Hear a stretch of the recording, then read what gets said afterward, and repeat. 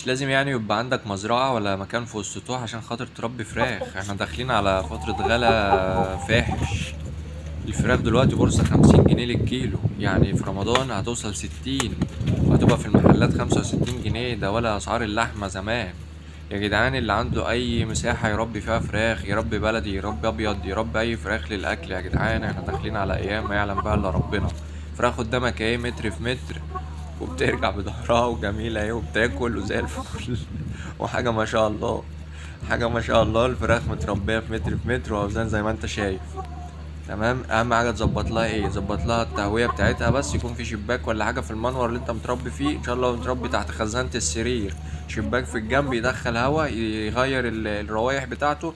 وكمان بيبقى في منتجات كده بتتحط عشان الفرشه، عشان تقلل من الريحه بتاعتها عشان الجيران. والمكان هو زي الفل وما شاء الله. وربوا يا جدعان، ربوا يا جدعان. ومحدش وقف التربيه بسبب الجو، بسبب ان هو ما عندوش مكان. يا جدعان الجو البرد بس انت اهم حاجه تظبط لي ايه، تظبط لي التهويه بتاعتك، تظبط لي التدفئه، تحط لنده او لندتين من اللي هي 200 واط.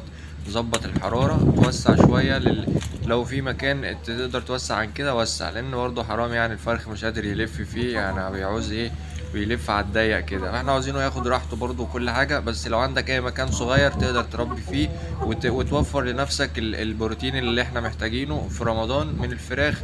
علشان يا جدعان الوضع ده محتاج ان اي حد يعني يحاول يبتكر، يحاول يخترع اي حاجة جديدة. ما يعتمدش بقى على ايه، على الحكومة بقى انها تقلله في الاسعار، ولا يعتمد ان سعر المرتبات ترفع، لان الحاجات دي يعني مش مضمونة يا جدعان. فاحنا دلوقتي مع الدكتور محمد منصور اهوت، زي ما انت شايف مربي في منور اهوت، والفراخ زي الفل وحاجة ما شاء الله. يلا ابدأ ربي، مستني ايه؟ ولو محتاج اي حاجة انا بنزل على طول فيديوهات اول باول. ما تنساش تشترك في القناة وتعمل لايك.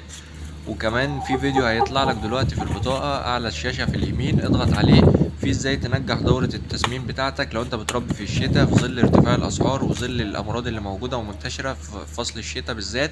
في نصايح جديدة وتريكات مفيش اي حد قالها في فيديو قبل كده، والدكاترة بتبخل بها عليكم. لكن انا بقول لكم على المعلومات والنصايح والتريكات دي كلها يا جماعة، وسايب لكم اللينك بتاع الفيديو في الوصف، وكمان بيظهر في اعلى الشاشة، ممكن تضغط عليه وتشوفه. اما بقى لو عندك اي استفسار فانت ممكن تسيبه في كومنت او تبعتلي على الواتساب.